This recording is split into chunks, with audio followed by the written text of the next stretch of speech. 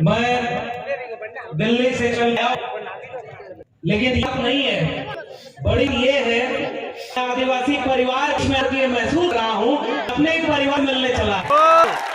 और सच बात ये है कि उस दिल्ली का क्या गुण करना जो 150 लोग संविधान को तोड़ने का आंदोलन करे, पूरे देश में चर्चा होती है और यहाँ हजारों इसमें आदिवासी इस संविधान को तोड़ने के लिए एकजुट है।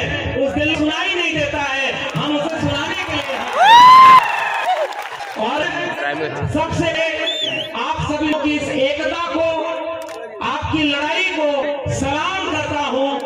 और ये लड़ाई तो कोई आज की नहीं है, हम लोग तो पढ़ने लिखने का मौका मिला तो हम लोग भी गलत इतिहास पढ़ते थे। जब भी यहाँ लोग बता रहे थे कि जहाँ हम खड़े हैं ये बेड़का जगह है और इसे बदल करके कैसे बेड़ेश्वर धाम किया गया है और वहां नए नए मंदिर बन गए हैं, ये गलत कर दिया। हमारे इतिहास पर अपना इतिहास आरोपित कर दिया और हमारे लोग कह रहे थे कि हम इसे उनके नाम से नहीं बुलाएंगे, हम इन्हें अपने नाम से बुलाएंगे कि ये आज भी इस देश के मूल निवासियों की जमीन बेड़का है और हम अपना इतिहास लिख करके उस इतिहास को गलत करेंगे।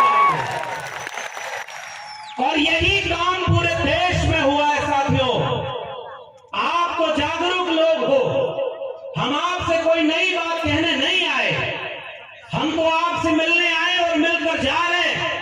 अभी देखा कई किलोमीटर तक लोग अभी पैदल चले आ रहे हैं, अपने पैसे से आ रहे हैं। ये बस में ट्रक में भर कर लाई गई पैसा देकर भीड़ नहीं है, तो हमारे पास तो ये बात की मौका है।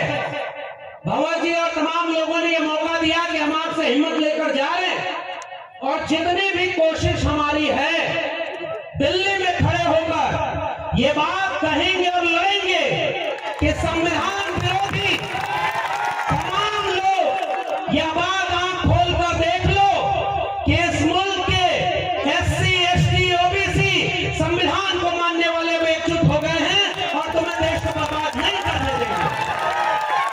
तो पहली बात यही कि साथियों एकजुट होने का वक्त है।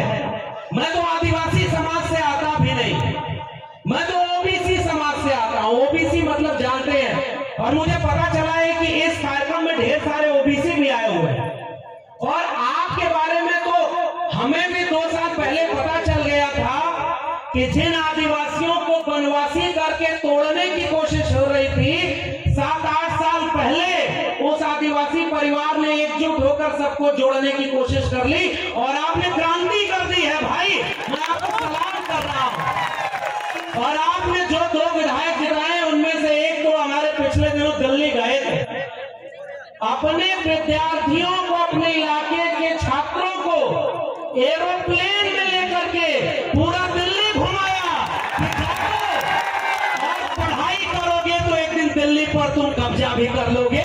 ये और ऐसे वक्त में ले आए हैं वो दिल्ली, जब इस देश में एक प्रधानमंत्री ऐसा बैठा है जो पहले जब चुनाव लड़ रहा था तो वादा क्या किया था कि वो बेच रहे हैं भारत को, मैं चैन से कैसे सो जाऊं, सौगंध मुझे इस मिट्टी की, मैं देश नहीं बिकने दूंगा। बोला था ना, आप लोग भी सुने थे ना कि देश बेचेगा नहीं, न खाऊंगा और न खाने दूंगा, ये नारा लगाया था ना। अब जब प्रधानमंत्री बन गया तो 8 साल में क्या कर रहा है, पहले रेल बेच दिया, फिर बैंक बेच दिया, फिर LIC बेच दी, फिर BSNL बेच दिया, हमारी जल जंगल जमीन को बेच दिया, हमारी शिक्षा में 13 पॉइंट रोस्टर ले आया था कि हमारे प्रोफेसर भी ना बन पाए, और जहां हवाई जहाज वालों को, हवाई चप्पल वालों को हवाई जहाज भी चलाएंगे, हवाई जहाज भी बेच दिया। पूरा देश बेचते बेचते अपने दोस्त को दुनिया का दूसरा अमीर आदमी बना दिया और पूरे देश को नीलाम कर दिया है। ऐसे वक्त में हम खड़े हैं तो मैं तो ऐसे क्रांतिकारी लोगों को सलाम कर रहा हूं। आपने ऐसा विधायक चुना जो आपके विद्यार्थियों की शिक्षा की चिंता करता है। मैं तो उत्तर प्रदेश का रहने वाला हूं, वहां जो विधायक और सांसद दिल्ली और उत्तर प्रदेश में है वो स्कूल और विद्यालय की चिंता नहीं कर रहे, वो शौचालय वाले की चिंता कर रहे हैं। अब एक बात बताओ, आप इस मुल्क के मूल निवासी कौन? ये हम लोग हैं ना। मैं ओबीसी समाज से आता हूं और एक ही बात, दो बात कहने आया हूं। पहली बात तो शिक्षा की करने आया। मैं दिल्ली विश्वविद्यालय में पढ़ाता हूं और पता है अभी परमानेंट प्रोफेसर नहीं हूं, टेम्परेरी हूं। टेम्परेरी मतलब समझ रहे? वो वाला टेम्परेरी नहीं जिसमें प्रधानमंत्री भी टेम्परेरी होता है 5 साल बाद उसको चला रहना। और वो ऐसे बन गया जैसे लग रहा पूरा देश उन्हीं का है और देश बेच दो। हम लोगों को परमानेंट नहीं किया जा रहा। जानते हैं क्यों? जब तक इस देश के एससी, एसटी और ओबीसी, अभी हमारे पूर्व के विधायक साहब बोल रहे थे ना, जो नीचे था उसको ऊपर करना है और ऊपर वाले को। और मुझे पता चला कि बेड़का जहां पर ये कार्यक्रम हो रहा है, देश में बुलडोजर चल रहा है संविधान के ऊपर और लोगों को घरों को गिरा रहा है। बेड़का में कुछ दिन पहले बुलडोजर चल रहा था जमीन बराबर करने का। हम भारत के संविधान को आगे रखकर इस देश की जाति व्यवस्था, जिसमें कोई मुख से पैदा हुआ, कोई भुजाओं से पैदा हुआ और अपने को ऊपर रख करके देश को बर्बाद किया, हम इस देश के एससी, एसटी, ओबीसी आ जाओ संकल्प लें कि एक बराबर जमीन बनाएंगे और कोई बड़ा और कोई छोटा इस देश में नहीं होगा। भाई इस देश को बनाया हमने, इन बंजर जमीनों को उपजाऊ बनाया हमने। और हमारे पुरखों की तो तस्वीर लगी है साहब, बाबा साहब डॉक्टर अंबेडकर और बिरसा मुंडा, टंटिया मामा, जयपाल सिंह मुंडा, सिद्धू कानू, तिलका माझी, अगर ये न होते तो ये देश ऐसा कभी नहीं बनता। ये बात मैं आपसे कहने आया हूं कि हमारे पुरखों ने ये लड़ाई लड़ी है। और मैं पहली ही अपील आपसे कर रहा हूं साथियों, बहुत सारे लोग बोलने को हैं, इस देश के सबसे पुराने इलाकों में से एक, सबसे पुराने बाशिंदे आप है ना, और आपने इस मुल्क को बनाया है ना। तो एक बात बताइए, आपके बच्चों के भविष्य को अगर कोई बर्बाद कर रहा है तो आप उसे बर्बाद होते देखेंगे क्या? क्या अपने बच्चों के भविष्य को बर्बाद करने देंगे क्या? अरे भाई इस देश में जिनको आपने बड़े बड़े नेता बनाया, वो रोज मंदिर, मस्जिद, हिंदुस्तान, पाकिस्तान और हिंदू मुस्लिम में पूरे देश में दंगा करवा रहे हैं। और हमारे बच्चों की स्कूल, विश्वविद्यालय सब निजी हाथों में बेच दिया ताकि हमारे आपके घरों के बच्चे न पढ़ पाए। इसलिए इस देश के मूल निवासी भाइयों, मैं आपसे एक अपील, एक गुजारिश करने आया हूं। भूखे रहना, प्यासे रहना, एक कपड़ा कम पहनना, आप घर में एक रोटी कम बनाना, लेकिन हाथ उठाकर बताओ आप अपने बच्चों को पढ़ाओगे कि नहीं पढ़ाओगे? स्कूल भेजोगे कि नहीं भेजोगे? आप सब कुछ सह लेना लेकिन अपने बच्चों को स्कूल भेजना। बाबा साहब डॉक्टर अंबेडकर ने एक बात कही थी, जिस दिन इस देश में मंदिर जाने वाली भीड़ स्कूल जाने लगेगी, उस दिन इस देश में क्रांति हो जाएगी और इस देश को कोई गुलाम नहीं बना। तो जो विधायक ने अभी 25, 30, 50 बच्चों को दिल्ली लेकर के दिखाया कि ये दिल्ली है जहां से पूरा देश चलता है, तुम्हें पढ़ लिख करके DM, SP, doctor, engineer, professor और जज बनना है। एक बात बताओ इस देश के आदिवासी लोगों, सुप्रीम कोर्ट में कितने जज आपके हैं पता है? 0 है। आपके हाई कोर्ट में कितने जज हैं? 0। आपके प्रोफेसर कितने हैं? सब 0 हैं लगभग। और सारा कब्जा किसने किया है? 5% लोगों ने इस देश की 90% जगह, जमीन, प्रोफेसर, डॉक्टर, इंजीनियर सब पर कब्जा किया। क्या हम लोग गुलाम हैं क्या? हमारे पुरखों ने लड़ाई लड़के इस मुल्क की मिट्टी को बचाया है ना। मुझे याद आता है बिरसा मुंडा का वो गुलाम, जब उन्होंने कहा था कि हमारी जल जंगल जमीन पर हमारा हक है और जितने बाहर से आए हैं, चाहे वो अंग्रेज हो, चाहे वो यहाँ के सामंती जमींदार हो, वो सब दिक्कू हैं और इन दिक्कुओं के खिलाफ हम उलगुलान करते हैं और अपने मूल निवासियों के हक में लड़ेंगे। बिरसा मुंडा ने क्या इसीलिए लड़ाई लड़ी थी कि आज 75 साल बाद इस मुल्क के सुप्रीम कोर्ट में आपके जज ही ना हो? आप, मैं दिल्ली विश्वविद्यालय से आया हूं भाई, और आपसे कहने आया हूं कि आपके प्रोफेसर वहां नहीं है। 92 कॉलेज दिल्ली यूनिवर्सिटी के हैं, उसमें से एक भी कॉलेज का प्रिंसिपल कोई आदिवासी नहीं है। ये किसका देश है भाई? न जज हमारे, न वकील हमारे, न डॉक्टर हमारे, न इंजीनियर हमारे, और रोज ये कहते हैं हिंदू मुस्लिम के खिलाफ लड़ाने के लिए। अरे हमारे पुरखों को जब मौका मिला, सिद्धू कानू तिलका मांझी को, बिरसा मुंडा, जयपाल मुंडा को, अंग्रेजों के खिलाफ भी बगावत की थी। आज वो लोग शासन कर रहे हैं जो अंग्रेजों से माफी मांगते थे। पहचाने कि नहीं? अंग्रेजों से माफी मांगते थे ना। अंग्रेजों से जो राजा महाराजाओं के इतिहास पढ़ाया जाता है, और हमारे यहाँ खड़ी रम्मो कहते हैं, मूंछ पर राजस्थान को ताव देते हुए कहते हैं कि राजपूताना शान है। अरे भाई, तुम्हारी तलवार को जंग लग गया था क्या जब इस देश को सब गुलाम बना रहे थे? और आज तुम झूठा इतिहास पढ़ाते हो केवल राजपूताना रे किस बात का? अगर इस देश के मूल निवासी न होते तो ये भारत हमेशा गुलाम बना रहता। हमने लड़ करके इस मुल्क को आजाद बनाया, और इसलिए मैं आपसे केवल गुजारिश कर रहा हूं, एक तो ये बात मान कर चलो। आप बताओ, आपके सरकारी स्कूल बर्बाद हो गए कि बचे? बर्बाद हो गए कि नहीं? आपके सरकारी स्कूल में मास्टर जितने होने चाहिए उतने हैं क्या? बिल्डिंग है क्या? नहीं है। वहाँ पानी शौचालय है क्या? स्कूल बर्बाद कर दिया, पढ़ाई खत्म। जब पढ़ाई खत्म हो जाएगी तो बिरसा मुंडा को पढ़ेगा कौन? सिद्धू कानू को पढ़ेगा कौन? और भारत के संविधान को कौन पढ़ेगा? और जब आपके बच्चे पढ़ेंगे नहीं ना, तो कल को बेड़गा धाम को कोई बड़ेश्वर धाम बना देगा और हम आप कुछ नहीं कर पाएंगे। शिक्षा अगर नहीं मिली तो हमारी पीढ़ियां गुलाम पैदा होंगी। इसलिए इस राजस्थान के लोगों, इस भारत के मूल निवासी लोगों, इस देश के दलित पिछड़े आदिवासी लोगों, एक संकल्प लो कि चाहे कुछ भी हो जाए, हम अपने इसको घर के लड़के और लड़कियों दोनों को स्कूल भेजेंगे और पढ़ाई करेंगे ताकि आने वाली पीढ़ी गुलाम न पैदा हो। और दूसरी अपील करके आपसे विदा लूंगा।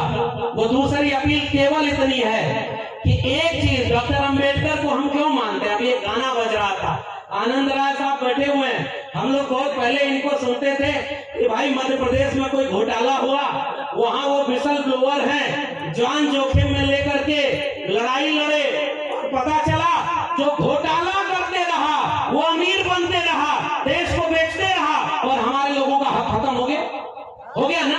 इसलिए दूसरी और आखिरी अपील, हम बाबा साहब को क्यों मानते हैं? क्योंकि उन्होंने भारत का संविधान दिया। बिरसा मुंडा के बाद अगर हम सबसे ज्यादा पढ़ने लिखने वाले, मैं तो ओबीसी समाज से आता हूं, लेकिन मैं तो सीना ठोक के कहता हूं, अगर बिरसा मुंडा और जयपाल सिंह मुंडा न होते, संविधान सभा में जयपाल सिंह मुंडा खड़े होकर न बोले होते कि हम सिंधु घाटी सभ्यता के वारिस हैं, हम इस देश के मूल निवासी हैं और इसकी जल जंगल जमीन पर पहला हक हमारा है, तब ये भारत न बनता। इसलिए जो संविधान बना, बाबा साहब अंबेडकर, ज्योतिबा फूले और साहू जी महाराज से लेकर के बिरसा मुंडा, जयपाल मुंडा, सबने मिलकर एक ऐसा भारत बनाया, एक ऐसा संविधान बनाया जिससे हम सब बराबर हैं। हम सब बराबर है ना। अब तो कोई मुख से पैदा नहीं होता ना, कोई भुजाओं से पैदा नहीं होता ना। अरे भाई, दुनिया में इंसान एक तरफ पैदा होते हैं, यह देश ऐसा पाखंडियों का, यहाँ कोई मुख से पैदा हो रहा है, कोई भुजाओं से पैदा हो रहा है, कोई जंगली से पैदा हो रहा है। यहाँ डॉक्टर साहब अभी बोल रहे थे पाखंड इतना है, और पाखंड में देवी देवताओं के लिए लड़ाई हो रही है। एक किस्सा बस सुना दूं, नोटबंदी हुई थी ना, नोट बंद हो गई 500,000 की। एक आदमी जब पुरानी नोट बची थी तो उसको लेकर ऐसे ही किसी मंदिर में चला गया। मंदिर बनता है 5 साल पहले, और ऊपर लिखते हैं विश्व का प्राचीनतम मंदिर यहाँ। अभी 5 साल पहले बना, जमीन कब्जा करने के लिए। जमीन की लड़ाई आप लड़ रहे हैं, और वहां गया वो आदमी तो पुरानी नोट जो 500,000 की थी वो जल्दी जल्दी मंदिर के देवता को चढ़ाने लगा। तो बीच में अचानक एक आदमी आया और कहा कि ये कौन सी नोट चढ़ा रहे हो, ये नोट तो बंद हो गई है। तो वो आदमी बोला, अरे भगवान को थोड़ा ही पता है कि ये नोट बंद हो गई है।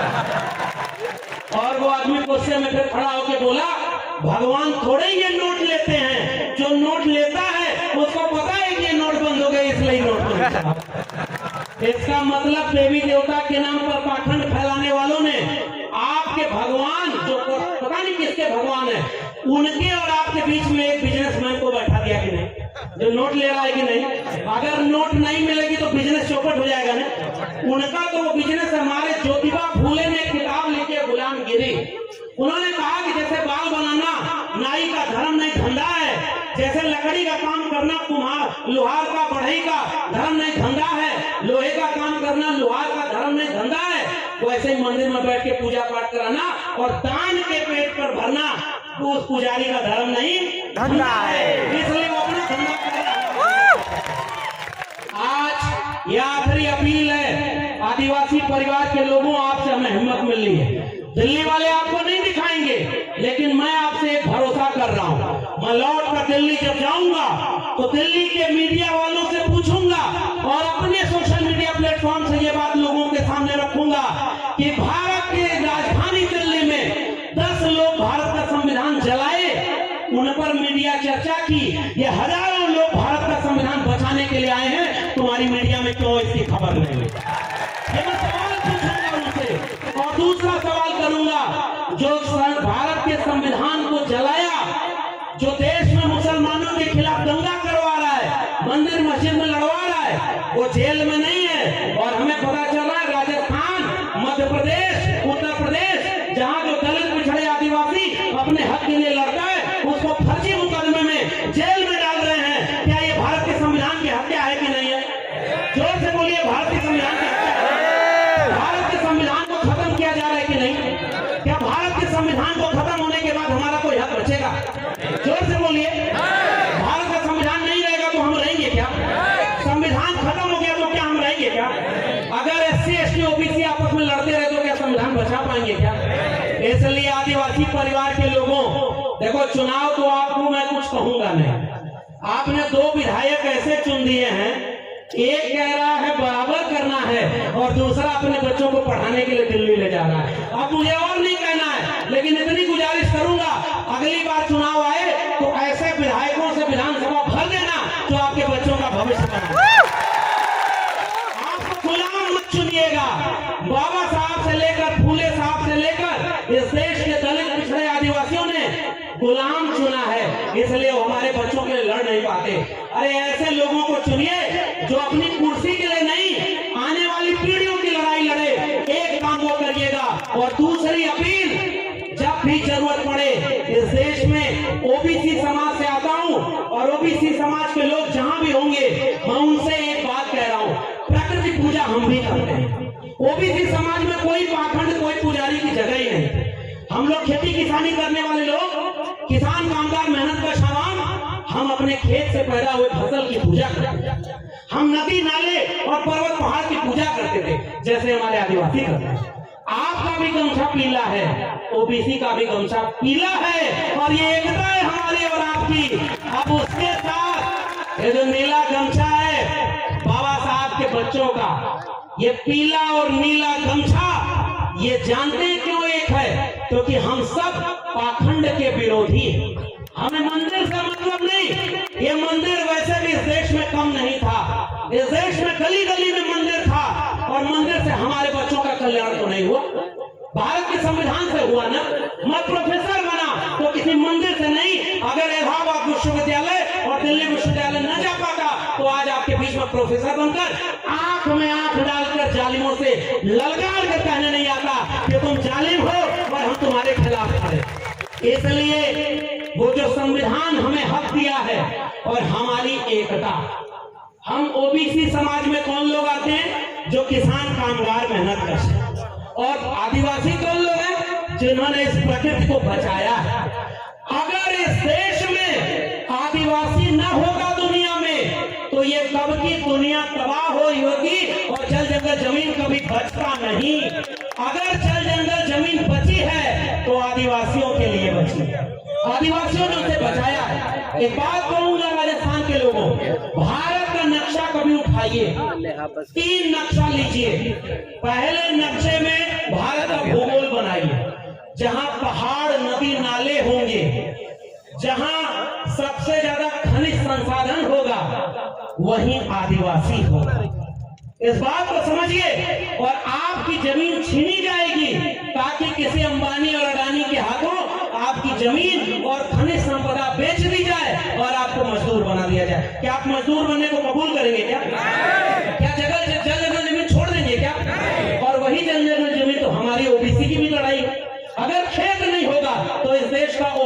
कुछ नहीं कर पाएगा। तो जल जंगल जमीन और आत्मसम्मान की लड़ाई SC ST OBC के 90% भारत की लड़ाई है। हम 90% हैं। और अभी एक नारा लगाकर वही नारे लगाकर अपनी बात करूंगा कि जय जोहार का नारा है, भारत देश हमारा है। तो जय जोहार का नारा है, भारत देश हमारा। और एक नारा और दिल्ली में हमने लगाया था, एक तीर एक कमान, आदिवासी एक समान। तो एक तीर एक कमान। आदिवासी एक। तो इस बात को मैं आपके सामने दो ही बात किया, शिक्षा और स्कूल बचाइएगा, भारत के संविधान को बचाइएगा, और इस मुल्क के 90% लोगों आओ एकजुट होकर के इस देश में 90% हम कमेरा लोग हैं, 10% लुटेरा लोग हैं जो देश को लूट रहे हैं, उन लुटेरों के खिलाफ हमारी जंग जारी रहेगी। बहुत बहुत धन्यवाद। जय भीम, जय मंडल, संविधान जिंदाबाद, इंकलाब जिंदाबाद, उल गुलाम जिंदाबाद।